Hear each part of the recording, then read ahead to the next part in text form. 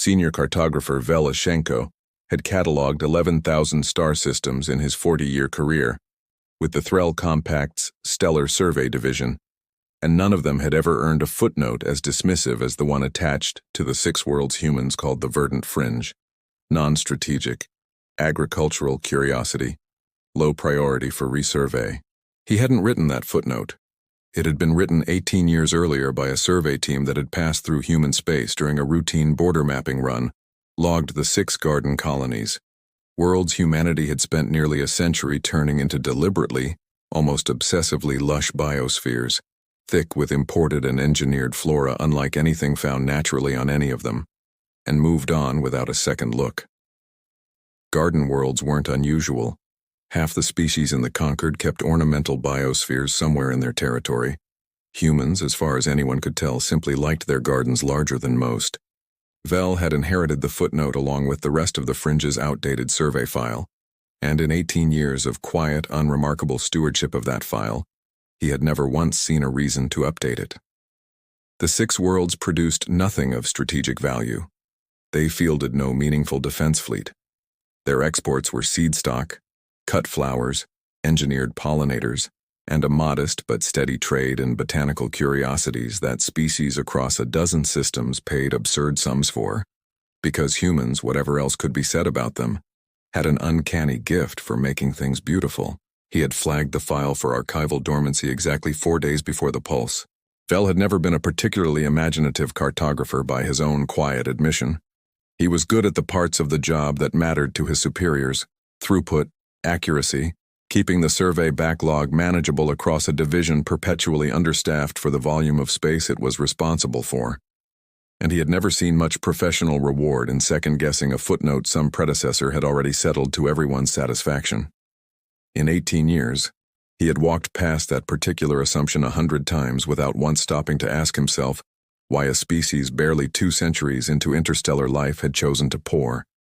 By his own division's own resource estimates, a genuinely startling proportion of its early colonial investment into worlds that produced nothing but flowers and seed stock. It was not in isolation an unreasonable assumption to make. Every species the Threl Compact had ever surveyed devoted some fraction of its territory to purely aesthetic or ceremonial purposes: sacred groves, ornamental preserves, worlds set aside for beauty rather than utility. Humans, in that context, simply looked like a species with an unusually large aesthetic budget. It was the kind of harmless eccentricity that made for pleasant anecdotes in cross-cultural briefings, and nothing more. What Vel had never done, and what he would spend a considerable portion of his remaining career quietly regretting not doing, was ask the far more basic question buried underneath the aesthetic explanation.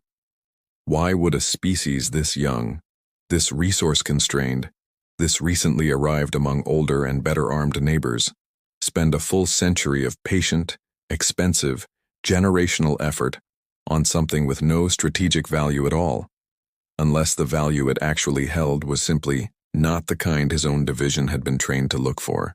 200 years earlier, in the earliest uncertain decades after first contact, a quiet division of Earth's Joint Biosciences Directorate had begun a project that never made it into any public briefing, any trade prospectus, or any diplomatic file humanity ever shared with the wider galaxy. It was called, with the same understated modesty humanity applied to most of its largest undertakings, the SEED program. The premise was simple and had been simple from the very first internal memo that proposed it. Humanity had arrived in a galaxy full of species with millennia of military, industrial, and technological head start. It could not outbuild them. It could not, in any conventional sense, outfight them. What it could do, what its own biosphere had spent 4 billion years quietly perfecting before humans ever existed to take credit for it, was outgrow them. Dr. Amina Farouk, the program's founding botanist and its first director, had put the theory to the Directorate's oversight board in terms that read, in the surviving minutes, almost embarrassingly plain for the scale of what she was proposing. Every empire in this galaxy, she told them, measures strength in ships and weapons. None of them, as far as our contact protocols have found, measure it in biomass. That's not a weakness in their thinking, it's a blind spot.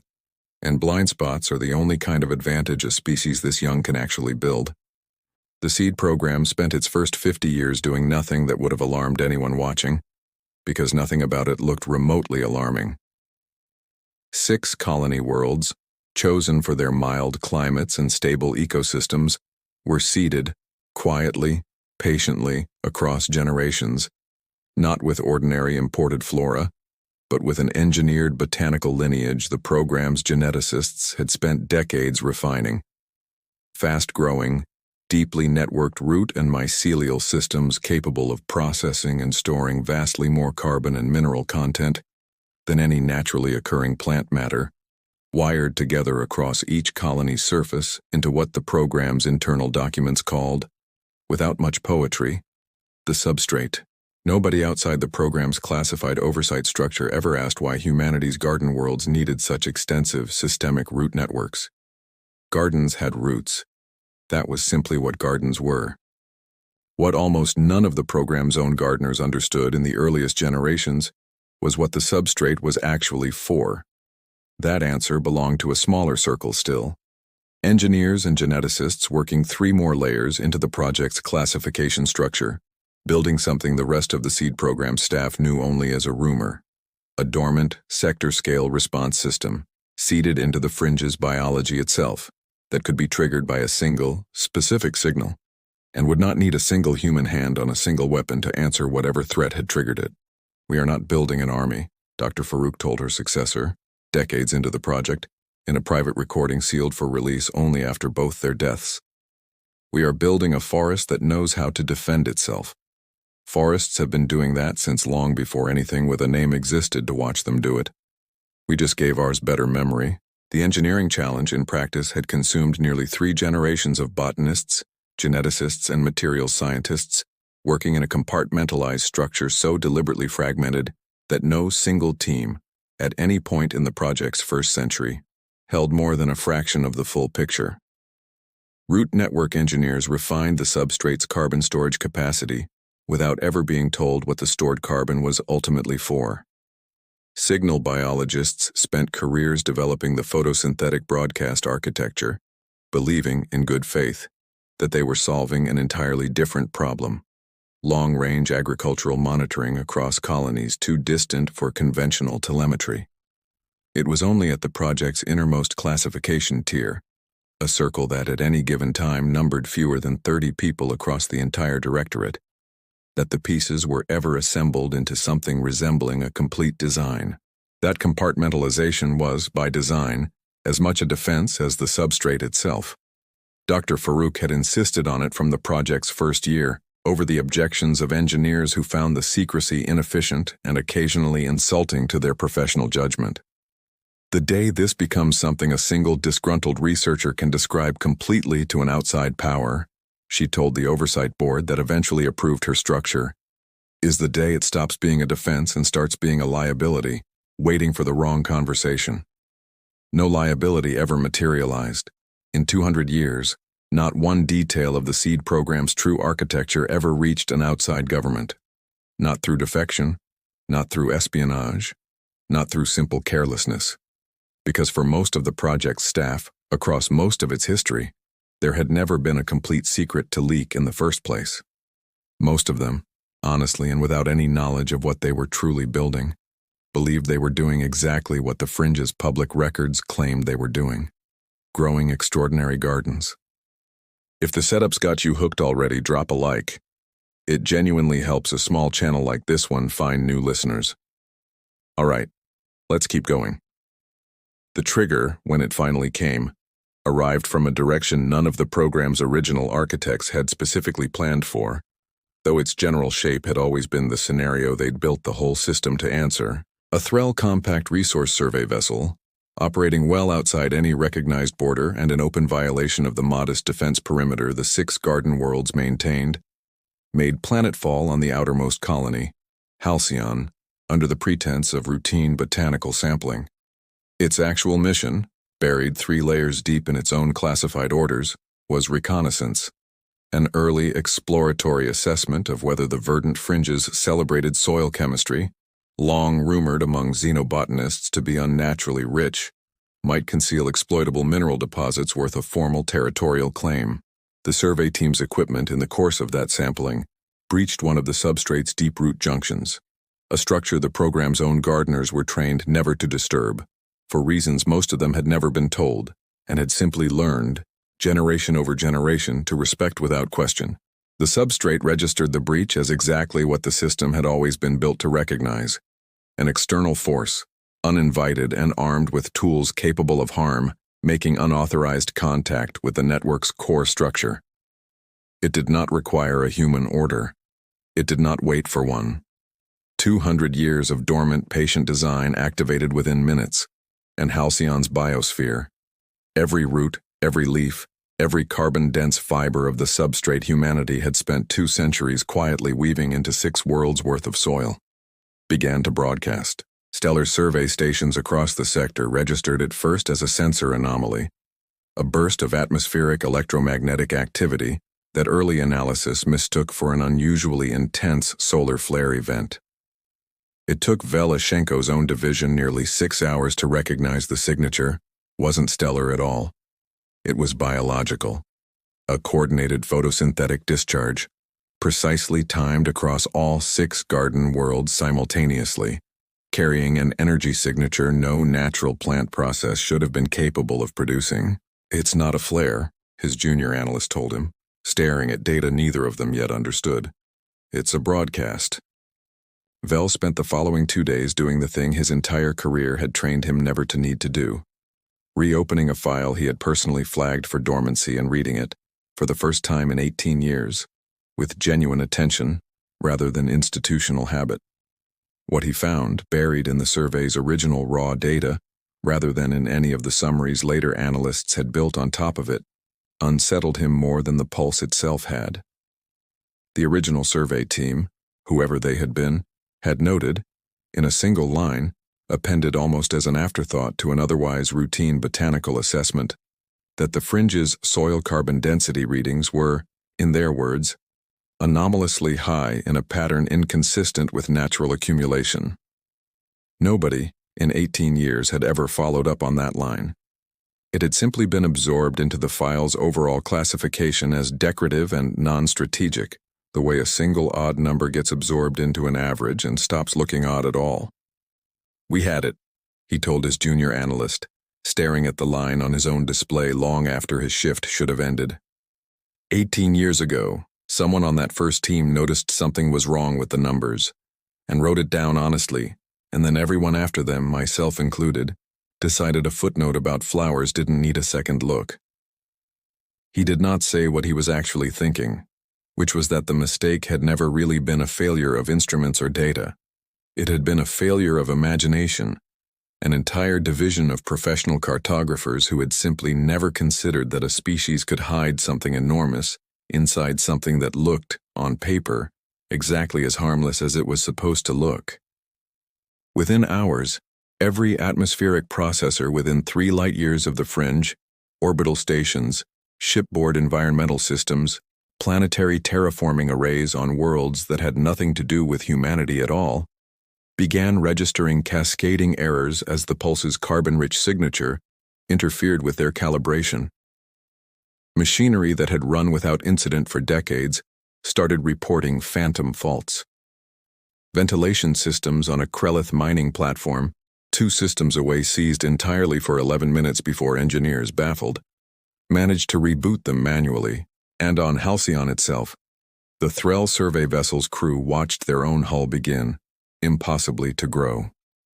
Engineer Dessa Vren had served aboard survey vessels for over 20 years, and had never once filed an incident report she couldn't explain within the first hour of writing it.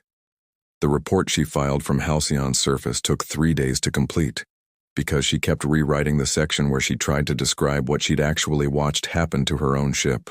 It began at the hull seams, thin, hair-fine tendrils, green-black and faintly luminescent, threading up from soil the survey team had disturbed less than an hour earlier. Within minutes, the tendrils had thickened into something closer to root than vine, working into every gap the ship's plating offered, not tearing through the hull so much as growing patiently around and through it, the way roots find their way through cracked pavement given enough time. Except this was not given enough time. This was hours, not seasons. By the end of the first day, the survey vessel's outer hull was unrecognizable beneath a dense, living lattice of carbon black growth, its sensor arrays smothered, its weapons ports sealed over as though they had never existed. The crew, evacuated to an orbital rendezvous point in a scramble that cost them most of their equipment and all of their dignity, watched from a shuttle as their ship, 300 meters of Threll compact engineering, slowly, silently, became something closer to a hillside than a vessel. It did not attack them. Not one crew member was harmed in the growth's advance. The Vines, moving with what several survivors would later describe, uneasily as deliberate courtesy, simply avoided every occupied compartment as they spread, sealing off systems and structural points with what looked, in hindsight, disturbingly like surgical precision rather than random overgrowth. It wasn't destroying the ship, Vren wrote, in the version of her report that finally made it past her own disbelief. It was disarming it. Every weapon system, every sensor array, every propulsion component was targeted individually and rendered inert. Everything related to habitation, life support, escape systems, all of it was left completely untouched. Whatever did this didn't want to kill us. It wanted to make absolutely certain we couldn't come back with anything sharper than an apology. She included, in a later addendum her superiors initially wanted stripped from the official record as too speculative for a formal incident report, an observation she refused to remove even under pressure, that the growth pattern seemed to change its behavior in response to the crew's own actions in real time. When two junior engineers, panicking on the second day, attempted to cut a path back to a sealed weapons locker with a plasma torch, the vines nearest them thickened almost immediately, forming a denser barrier precisely at the point of the attempted breach, while leaving every other section of the ship's growth exactly as loosely woven as it had been an hour earlier. When the crew instead simply waited, made no aggressive move, and allowed the evacuation to proceed through the routes the growth itself seemed to leave conspicuously clear. The vines made no further effort to impede them at all. I don't have a framework for describing what I watched that ship do, Vren admitted in the same addendum. It behaved like it was capable of assessing intent, not just detecting motion or heat or metal. I understand how that sounds. I stood on that shuttle and watched it happen twice, with two different crews making two different choices, and I am telling you the growth responded differently both times, in a way that tracked precisely with how much of a threat we were actually posing to it in that specific moment. I don't know what that means about what this actually is. I know it terrified me considerably more than an ordinary weapon would have, because an ordinary weapon doesn't have to decide anything. This one clearly did. The pulse did not stop at Halcyon's orbit. Over the following 72 hours, the same photosynthetic signature radiated outward across the verdant fringe's 6 worlds and into the surrounding sector, and everywhere it reached, the same pattern repeated at a scale that quickly outstripped anyone's ability to track it in real time. Orbital shipyards near the fringe's border, facilities belonging not just to the Threll Compact, but to 3 other Concord member species who happened to have infrastructure within the pulse's expanding radius, found their unmanned dry docks and cargo platforms overtaken by the same dense, deliberate green-black growth, weapons and propulsion systems disabled with the same uncanny precision, habitation modules left conspicuously, almost pointedly, untouched. Krellith engineers dispatched to inspect a disabled mining platform. 2 systems from the fringe's border found something that unsettled them even more than the growth itself. Samples of the vine material, cut for analysis, continued growing in laboratory containment for days afterward, apparently indifferent to standard containment protocols, apparently capable of drawing energy from ambient light sources with an efficiency their own botanists couldn't explain, and, more troublingly, couldn't consistently stop. The lead xenobotanist on that Krellith team, a meticulous, soft-spoken researcher named Owen Trask, later described the sample analysis as the most unsettling week of his professional life. Not because the growth was hostile in any laboratory sense. It made no attempt to escape containment, showed no capacity or apparent interest in harming anyone who handled it correctly, but because of how thoroughly it defeated every model his team tried to apply to it. Standard growth suppression compounds, effective against nearly every known botanical threat in the Concord's shared threat response library, achieved nothing beyond a temporary cosmetic wilting that reversed itself within hours. Radiation exposure at levels that would sterilize most organic material outright merely seemed to accelerate the sample's photosynthetic efficiency, as though the growth were treating the exposure as an unusually generous light source rather than a threat. We kept approaching it as a biological weapon, Trask wrote in his own final report, because that was the only category our threat assessment frameworks had available for something this dangerous. But every test we ran that assumed hostility produced a result inconsistent with hostility. It did not attempt to spread beyond the boundaries of its containment once those boundaries were established without force. It did not attempt to harm any researcher who approached it without a weapon in hand. If I had to describe what I actually observed rather than what I expected to observe, I would say the sample behaved less like a weapon studying its target, and more like an organism perfectly, patiently confident that it did not need to escalate against something that had already stopped posing it a threat. Quick pause before we go further. If you're new here, this is the part where I ask you to hit subscribe. New stories like this every week, and it genuinely helps more than you'd think. All right, back to it. Elena Marchetti had spent 31 years as head horticulturist on Halcyon, tending sections of the substrate she'd been taught, generation over generation in her family's long service to the seed program, to respect without fully understanding. She was 58, weathered by decades of fieldwork, and until the morning the Threll survey vessel made planetfall without authorization, she had never once seen the system she tended do anything more dramatic than produce an unusually good harvest of the sector's most sought-after flowering exports. When the pulse began, she was the first seed program staffer to reach the breach site, and the first to understand, watching the substrate's response unfold in real time, exactly what her family's quiet, unglamorous work for 4 generations had actually been protecting.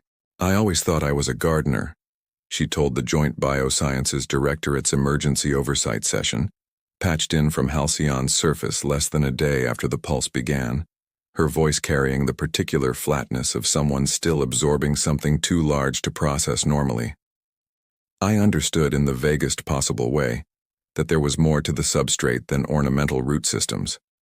Nobody ever told me the details, and I never asked, because that was the culture we were raised in. You tended what was in front of you, and you trusted the people 3 generations back who decided what it needed to be. I did not know it could do this. I don't think anyone currently alive in the program fully knew it could do this.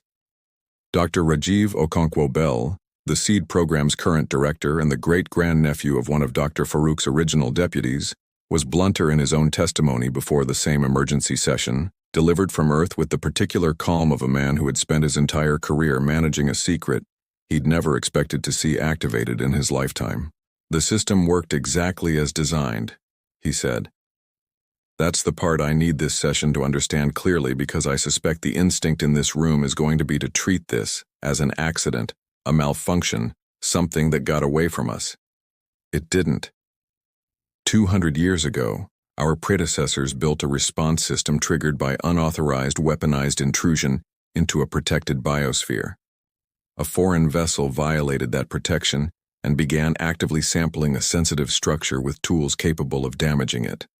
The system identified the threat, assessed the appropriate response, and executed it with what I would call, frankly, remarkable restraint, given what it was theoretically capable of. Nobody died. Not one Threll crew member was harmed. Their ship was disarmed, not destroyed.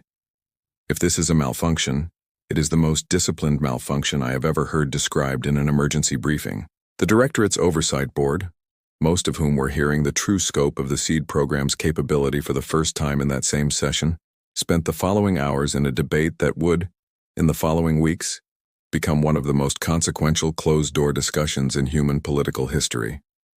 Whether to let the pulse continue running its course, or attempt to override and suppress a system whose full architecture almost no one currently alive fully understood. Dr. Okonkwo-Bell was unambiguous in his recommendation. "We built this because 2 centuries ago we understood something about this galaxy that I don't think has stopped being true for a single day since. Nobody is coming to protect worlds the rest of the Concord considers decorative. The fringe was ignored for 18 years by everyone except the species that finally tried to exploit it. The substrate did exactly the job we designed it to do the day someone finally tested it. I would recommend in the strongest possible terms that we let it finish. Not every voice on the oversight board agreed with him easily. Councillor Priya Wren, the board's longest-serving member and one of the few remaining officials who had personally reviewed the seed program's founding charter decades earlier, pressed him hardest. You're asking this board to authorize the continued operation of a system whose full behavioral parameters even its own current director doesn't claim to fully understand, she said. That is not a small thing to sign off on. If this system misjudges a threat somewhere down the line, if it encounters a scenario its original architects never modeled for, we will have no meaningful way to intervene once it's already running. You're right that I can't promise you perfect predictability, Okonkwo Bell said. I won't insult this board by pretending otherwise. What I can tell you is what the data from this exact incident already shows us. 6 weeks of continuous operation, hundreds of disabled targets, 0 fatalities, and a documented pattern of the system consistently de-escalating the moment a perceived threat stopped behaving like one. That is not the profile of an unpredictable system. That is the profile of a system that was built, from its very first line of design specification, to value restraint as highly as it values defense. I have more confidence in that architecture than I would have in any human hand on any human trigger, and I include my own hand in that assessment. The board's final vote, when it came, was not unanimous, but it was decisive. The pulse would be permitted to run its natural course. Over the following month, the pulse's reach expanded well beyond anything the seed program's original architects had modeled. Not because the substrate was malfunctioning, but because the sector's own infrastructure kept giving it new, unintended pathways to travel through. Shipping lanes that ran near the fringe's border carried trace carbon spores on hull plating from vessel to vessel. Atmospheric processors calibrated to Concord's standard specifications, once exposed to even a brief pulse signature, began exhibiting the same cascading interference the very first stations near Halcyon had reported, spreading the disruption further with every routine trade run that passed anywhere near the affected region. Orbital shipyards belonging to 4 separate Concord species found themselves, over the course of that month, dealing with infestations of the same green-black growth, always following the identical pattern first observed on the Threll survey vessel. Weapon systems and propulsion disabled with surgical precision, habitation and life support modules left entirely untouched, the growth itself apparently indifferent to standard removal techniques and disturbingly resilient against every containment protocol thrown at it. Panic, when it came, arrived unevenly across the sector. Some worlds treated the spread as an ecological catastrophe requiring immediate, coordinated containment. Others treated it, with considerably more accuracy than the first group, as something closer to a message, a demonstration, deliberate in its restraint and terrifying precisely because of that restraint, of a capability nobody in the Concord had previously known humanity possessed. Panic manifested most acutely among the sector's smaller, less militarily secure worlds, several of which lodged formal emergency requests with the Concord for expanded defense allocations, citing the pulse as evidence that unregistered, unpredictable biological weapons capability now existed within reach of their own trade lanes.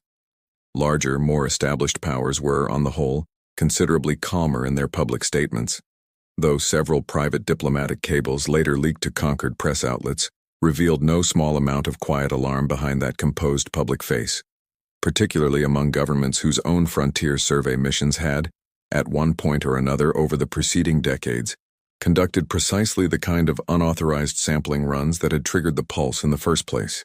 The Krelith Compact's senior xenobotanist, Dr. Tessik Orun, was among the first outside observers to articulate what several quieter voices across the sector had already begun to suspect. In a paper that circulated widely, if unofficially, across Concord scientific networks, he laid out an analysis that would become foundational to how the wider galaxy eventually understood what had happened.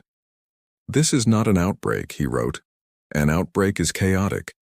An outbreak does not consistently spare habitation systems while disabling weapons systems with what our own engineers describe as surgical accuracy, across 6 different species infrastructure over the course of an entire month, without a single confirmed fatality anywhere in the affected zone.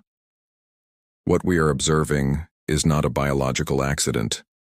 It is a defensive architecture, deliberately engineered, that has simply been given for the first time in its operational history a genuine reason to demonstrate what it was built to do. The relevant question is not how to stop it. The relevant question is what triggered it in the first place, and whether the answer to that question tells us more about the humans or about ourselves. That question, when the Concorde's investigative bodies finally traced the trigger back to the unauthorized Threll survey mission on Halcyon, landed with considerable political weight. The Threll Compact's own internal inquiry, conducted quietly and released only in heavily redacted form, confirmed what humanity had already known from the moment Elena Marchetti reached the breach site. The survey vessel had been operating outside its authorized mandate, in violation of both Concorde Protocol and humanity's own modest but legally recognized border, in pursuit of a resource claim its own government had never formally sanctioned. The revelation landed particularly badly for the Threll Compact's own Continuity Council, which had spent the weeks since the pulse began quietly, carefully distancing itself from the survey mission in public statements, while privately scrambling to determine exactly how much of the incident had been sanctioned at a level senior enough to embarrass the government formally. The answer, when the internal inquiry finally settled it, was uncomfortable for everyone involved. The mission's commanding officer had exceeded his authorization on his own initiative, gambling that a successful resource claim would be retroactively approved and rewarded rather than questioned. He had, in the process, triggered the single most consequential unintended demonstration of capability any Concorde member had witnessed in living memory, and handed every other species in the sector a permanent, visible reminder of exactly how badly that particular gamble could go. Several other Concorde governments, watching the Threll Compact's public reckoning unfold, found themselves conducting quieter, less publicized reviews of their own frontier survey protocols in the following months, not out of any particular sympathy for the Threll's predicament, but out of a newly urgent, widely shared interest in making certain none of their own ambitious officers accidentally discovered a second sleeping system somewhere else in conquered space. If this story's got you thinking differently about what decorative actually means, drop a like and let me know in the comments. All right, let's see how this gets resolved. 6 weeks after the pulse began, the Concorde's Central Chamber convened an emergency session specifically to address what its own procedural language, still catching up to the scale of the event, awkwardly termed the Verdant Fringe Incident. Representatives from every species with infrastructure affected by the spread filled the chamber, alongside observers from dozens more with no direct stake in the outcome beyond a suddenly urgent curiosity about exactly what humanity had been quietly capable of for the last 2 centuries. Ambassador Renata Silva, the same career diplomat who had, years earlier and in circumstances the Concorde remembered with considerably more discomfort, delivered humanity's answer to an entirely different kind of crisis, stood once more at the human platform at the chamber's center, facing a room considerably more attentive than it had been the last time she'd addressed it. "I want to begin," she said, "by correcting a word several delegations have used in their formal statements this week. Attack. I understand the instinct. Something unexpected and enormous happened, and it is human in origin, and it is currently reorganizing infrastructure across a significant stretch of this sector. I understand why that reads as aggression, but I'd ask this chamber to actually examine the pattern before settling on that word, because the pattern tells a very different story than the word implies." She activated the central display, bringing up the full sector map of the pulse's spread. Weapons systems and defensive infrastructure marked in one color, habitation and civilian systems in another. The disabled zones, mapped against the untouched ones, formed a pattern too consistent to be coincidental. Every affected facility's weapons and propulsion neutralized. Every affected facility's crew quarters, medical bays, and life support left completely, deliberately intact. "In 6 weeks and across 4 species infrastructure," Silva continued, "this system has disabled hundreds of weapons platforms and has not caused a single confirmed death. I would ask this chamber to sit with that fact for a moment, because I don't believe any weapon this Concord has ever fielded, human or otherwise, could make the same claim after 6 weeks of continuous operation. The Torvenian representative, a different individual than the one who had once accused humanity of genocide in this same chamber, though carrying, in his posture, something of the same wary hostility, rose to respond.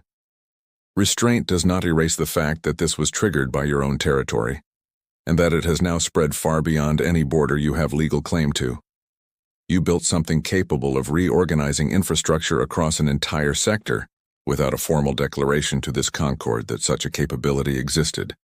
That omission alone is a serious breach of trust.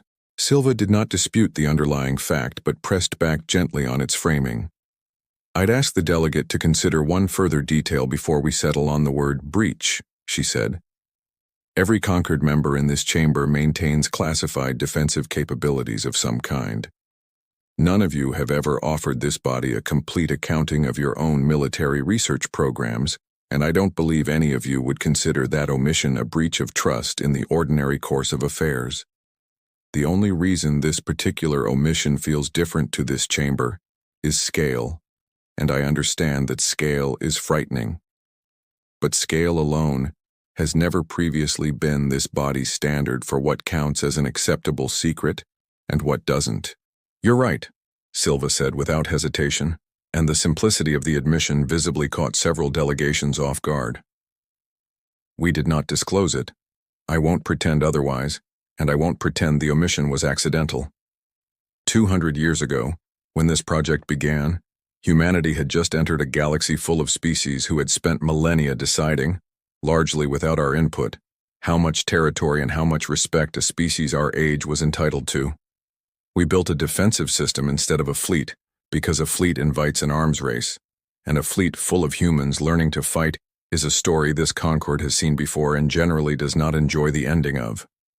We chose, instead, to build something that could only ever activate defensively, that could never be pointed offensively at a target of our choosing, because we wanted, more than almost anything else, to never need it. For 18 years, this chamber's own survey division dismissed our garden worlds as decorative. We let that dismissal stand, because obscurity was, for 2 centuries, the safest possible state for a system this dangerous to exist in. I want to be honest about one more thing, because I think this chamber deserves honesty more than it deserves comfort today, she added. We do not fully understand every parameter of how the substrate makes its decisions, any more than any of you fully understand every instinct buried in your own oldest defensive doctrines. What we do understand, from 200 years of design and 6 weeks of watching it operate under real pressure, is what it values. It values proportion. It values restraint. And it has, every single time it has ever been tested, chosen the smallest possible response capable of actually resolving the threat in front of it. I would ask this chamber to judge us by that record, rather than by the fear the record understandably produces. And now, the Krellith ambassador asked, now that the secret is out, what happens to a weapon that size once the whole galaxy knows it exists? Now, Silva said, we have a choice to make, the same way this chamber has a choice to make. We could formalize the substrate's presence, register the fringe's protected status under Concord law, and commit to full transparency about its defensive parameters going forward, in exchange for a binding guarantee that no vessel from any member species enters that territory without our explicit consent again. Or this chamber could decide that a defensive system this discreet, this restrained, and this effective is somehow more alarming than the alternative it replaced, and choose to escalate a situation nobody currently affected actually wants escalated. She let that sit for a moment. I would gently point out that the second option has not gone well for the last several powers that tried it.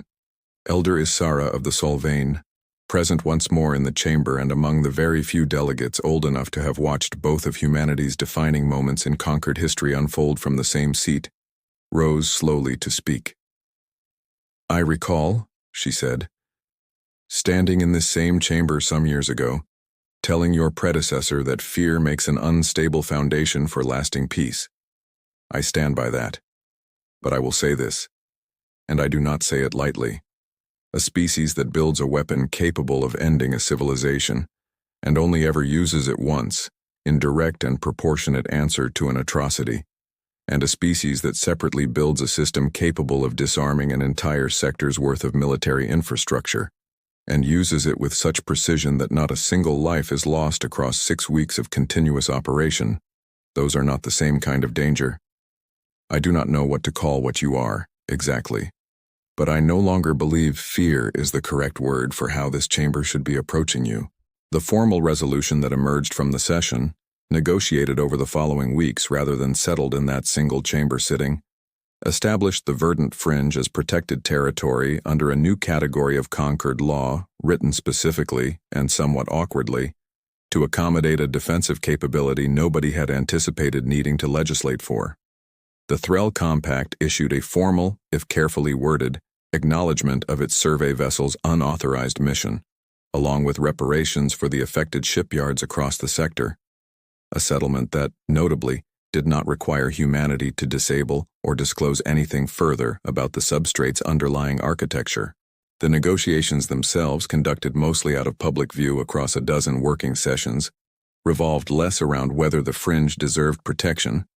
By the time formal talks began, that question had effectively settled itself, and more around a harder, more uncomfortable issue neither side found easy to resolve. How much of the substrate's capability humanity was obligated to disclose to a conquered that had just watched firsthand exactly how much damage a fully justified but largely unregulated defensive system could do across a shared sector. Ambassador Silva ultimately proposed the compromise that carried the final vote, a framework requiring humanity to register the general defensive parameters and geographic boundaries of any future protected biosphere, without requiring disclosure of the underlying mechanism itself, on the theory that transparency about where the danger existed mattered considerably more to collective safety than transparency about how it worked. Most delegations, weighing the alternative of demanding a level of technical disclosure humanity had already made clear it would refuse outright, accepted the framework as the most workable outcome available. The pulse itself subsided gradually over the following 2 months, the substrate's activity tapering as the immediate threat that had triggered it receded, and the new legal protections around the fringe took effect. The growth did not retreat from the infrastructure it had already claimed. The disarmed shipyards, the overtaken dry docks, the vast sections of hull plating now permanently woven through with living green-black lattice, remained exactly as the substrate had left them, a standing visible record scattered across a meaningful stretch of the sector, of exactly what had happened, and exactly how precisely it had happened. Elena Marchetti returned to her section of the substrate on Halcyon in the months that followed, and found to her own quiet surprise that her relationship to the work had changed in ways she was still working out how to describe. She had spent 31 years thinking of herself as a gardener tending something ornamental. She now understood herself as something closer to a steward, not of a weapon exactly, though she understood why others reached for that word, but of a living system that had made its own decision in its own time about what it was willing to protect and how far it was willing to go in doing so. The first season after the pulse subsided, she noted something in her own field logs that she initially assumed was coincidence, and eventually came to believe was not. The sections of substrate nearest the original breach site, the ground the Threll survey team had actually disturbed, produced a bloom that year unlike anything she had recorded in 3 decades of tending the same soil, denser, more vividly colored, spreading further than any prior season's growth had. She had no rigorous explanation for it, and was careful in her own notes not to overstate one. But she found herself more than once that season, standing at the edge of that bloom at the end of a long working day, thinking that if a system this patient and this deliberate had wanted to mark the spot where it had first been tested, this was exactly the kind of quiet, unmistakable signature it would choose to leave. "I don't think the substrate hates anyone," she said, in one of the handful of interviews she agreed to give in the years that followed, once the directorate finally allowed limited public disclosure of the program's existence. "I've spent 3 decades with my hands in that soil. I don't think hate is a concept it has any use for. I think it simply knows, with a certainty I don't fully understand and probably never will, exactly where the line is between a visitor and a threat. It drew that line the moment someone crossed it, and it drew it with more restraint than most weapons I've ever heard of get credit for. I find that more reassuring than frightening, most days. Not all days, but most. Her own daughter, Sophia Marchetti, had grown up on Halcyon in the years immediately following the Pulse, part of the first generation of seed program families raised with at least partial knowledge of what their gardens actually were. Asked, years later, what it had been like growing up tending something with that kind of history, she gave an answer that struck several interviewers as considerably more matter-of-fact than the weight of the question seemed to call for. It was still just the garden, she said. You water it. You watch what the leaves are doing. You learn which sections need pruning and which need to be left alone. Knowing what it could theoretically do didn't change any of the actual daily work, not really.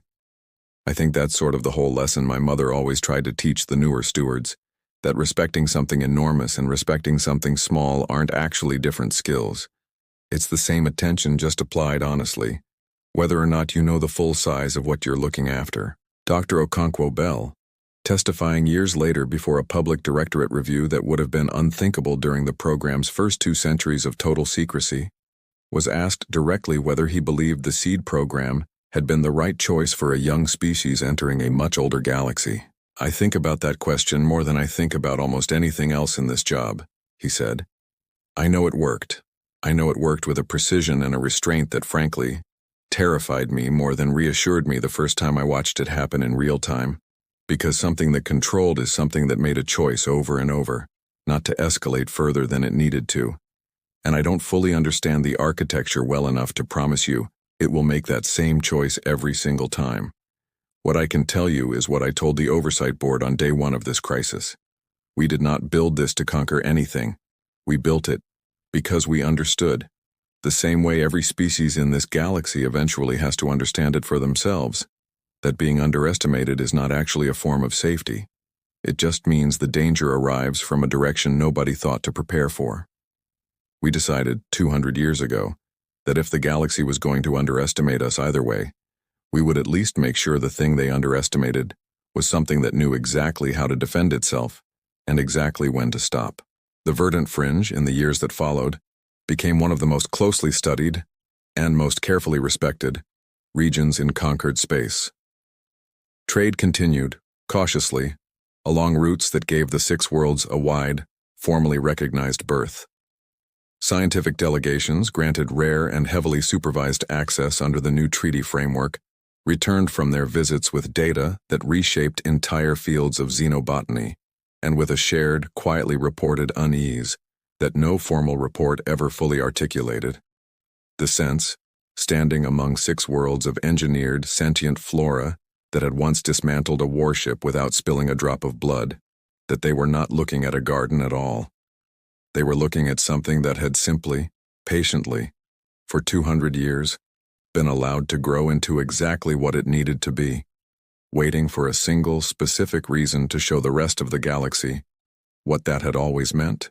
Velashenko, the cartographer whose 18-year-old footnote had helped keep the fringe invisible for so long, requested and eventually received permission to join one of the earliest supervised research delegations, a decision several of his colleagues quietly found strange, given that his own division's oversight had, however unintentionally, contributed to the very obscurity that allowed the substrate to remain undiscovered for so long.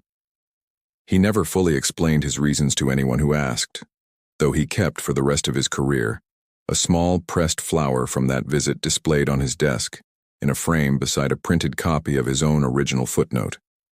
When new analysts joined his division, he made a point of showing them both together without much further comment. Most of them understood, without needing it spelled out, exactly what lesson he was hoping they'd take from the pairing. The substrate itself, for its part, made no further large-scale demonstrations in the years that followed, settling back into the same patient, unremarkable dormancy that had characterized its first 2 centuries of existence. Reports from the handful of researchers granted repeated access described the fringe's flora as, if anything, more vividly, almost defiantly beautiful than it had been before the Pulse, a detail several xenobotanists found difficult to explain by any conventional model, and one that Elena Marchetti, when asked about it directly, answered with something closer to affection than analysis. "It did what it needed to do, and then it went back to being a garden," she said. "I think that's rather the whole point of it. It was never trying to be something else, it was just quietly capable of becoming something else, the one time it actually needed to. Thanks for sticking with this one all the way through. It means a lot. If this story hit for you, drop a like, subscribe for more stories like it every week, and let me know down in the comments what you'd want explored next in this universe. See you in the next one.